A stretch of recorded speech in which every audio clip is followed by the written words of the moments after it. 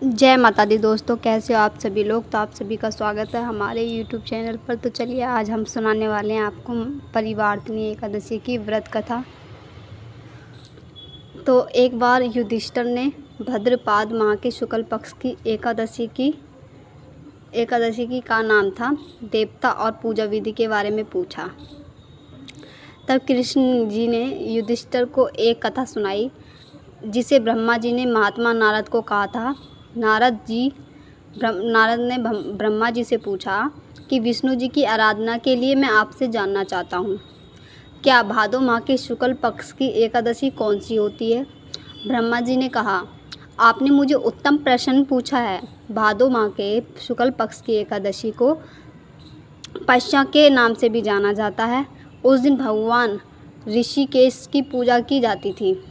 तो सूर्यवंश में मंददाता नामक एक चक्रवर्ती, सत्य प्रतिज्ञा और प्रतापी राजस्वी, जो राजा और ऋषि दोनों ही थे, तो उनके राज्य में अकाल नहीं पड़ा था।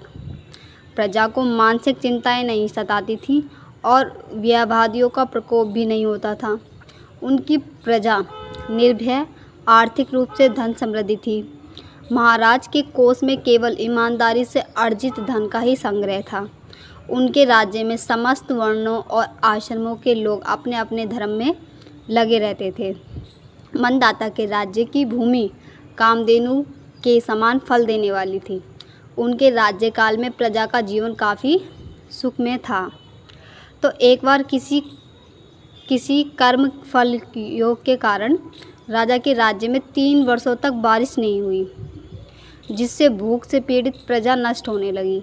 प्रजा महाराज के पास आकर कहने लगी कि आपको प्रजा की बात सुननी चाहिए। जल भगवान का निवास स्थान है, इसीलिए वे नारायण कहलाते हैं। नारायण स्वरूप बगलावान विष्णु सर्वव्यापी हैं। वे ही मेघ स्वरूप होकर वर्षा करते हैं और वर्षा से अन्न पैदा होता है और अन्न से प्रजा जीवित रहती है। तो महाराज, इस समय अन्न के बिना प्रजा का नाश हो रहा है, अतः कोई उपाय कीजिए। तो राजा ने कहा, आपने सही कहा है। अन्न को ब्रह्मा कहा जाता है और अन्न से ही प्राणी जीवित रहता है। प्राण में भी विस्तृत है कि राजाओं के अत्याचारों से प्रजा को पीड़ा होती है, लेकिन जब मैं विचार करता हूँ तो मुझे इसमें मेरे कोई अपराध नहीं नजर आते। फिर भी प्रजा के हित में पूरा प्रयास करूँगा। ऐसा निश्चय करके राजा मंदाता कुछ व्यक्ति को साथ लेकर भगवान को प्रणाम करने वनों की ओर चल पड़े। वहाँ मुनियों और तपस्वियों से मिले। एक दिन उन्हें ब्रह्मपुत्र अंगिरा के दर्शन हुए। उनको देखते ही राजा ने दोनों हाथ जोड़कर मुनि के चरणों में प्रणाम किया। मुनि ने भी राजा को अभिनंदन स्वीकार किया और राज्य के बारे में पूछा। तो राजा ने प्रजा का हाल बताकर मुनि के स्वास्थ्य के बारे में पूछा। मुनि ने राजा को आसन और अर्घ्य दिया।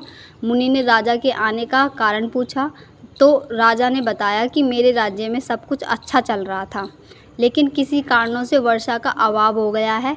इसकी वजह मुझे पता नहीं चल रही। तो ऋषि अंगिरा बोले, सतयुग सबसे उत्तम युग है। इसमें लोग परमात्मा की चिंतन में लगे रहते हैं। इस युग में केवल ब्राह्मण की और तपस्वी भी होते हैं, दूसरे लोग नहीं होते। तो तुम्हारे राज्य में एक शूद्र तपस्या करता है और इसी के कारण वर्षा नहीं होती। तुम इसके प्रतिकार में यज्ञ करो, जिससे ये दोष शांत हो जाए। तो राजा ने कहा, मुनिवर, एक तो वह तपस्या में लगा है और उसका कोई अपराध भी नहीं है, इसीलिए मैं उसकी तपस्या अवरोध नहीं उत्पन्न करूँगा।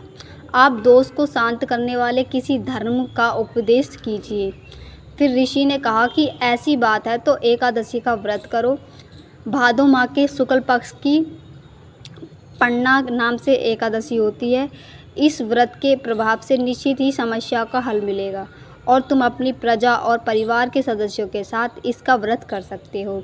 ऋषि का यह वचन सुनकर राजा वापस घर लौट आए और चारों वर्णों के प्रजा के साथ मिलकर भादो माह के शुक्ल पक्ष की पन्ना एकादशी व्रत रखा। इस व्रत से राज्य में बारिश होने लगी और हरी भरी खेती से पृथ्वी सुशोभित होने लगी।